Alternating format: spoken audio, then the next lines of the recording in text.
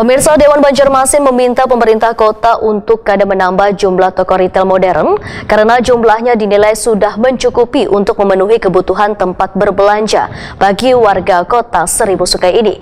Jumlah toko retail modern nantinya bisa untuk ditambah, namun bila jumlah penduduk di Banjarmasin melonjak pesat.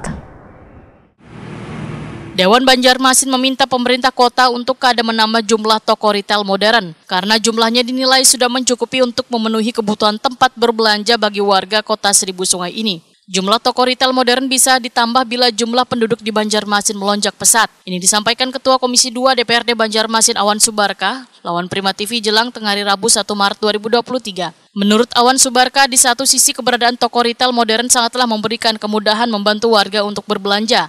Namun di sisi lain akan mematikan usaha-usaha warung yang ada di perkampungan warga. Dikarenakan pedagang kecil tersebut kalah dengan toko retail modern yang di dalamnya serba lengkap.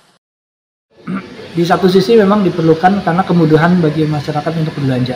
Di sisi yang lain itu akan mematikan usaha-usaha warung di kampung-kampung kita yang masyarakat kecil, mereka akan mati karena kalah oleh retail modern yang sangat berkembang ini. Awan Subarka meminta pemerintah kota untuk membuat aturan yang membatasi jumlah toko retail modern, termasuk jarak dari toko retail yang satu dengan lainnya, sehingga bisa memberi ruang bagi pedagang kecil untuk tetap bisa mengembangkan usahanya.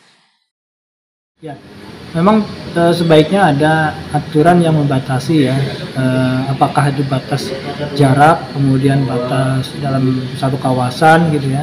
Kalau memang kawasannya tidak terlalu padat, tentunya juga jangan terlalu banyak juga retail modernnya, sehingga ini bisa melindungi usaha-usaha kecil, warung-warung dari masyarakat kita.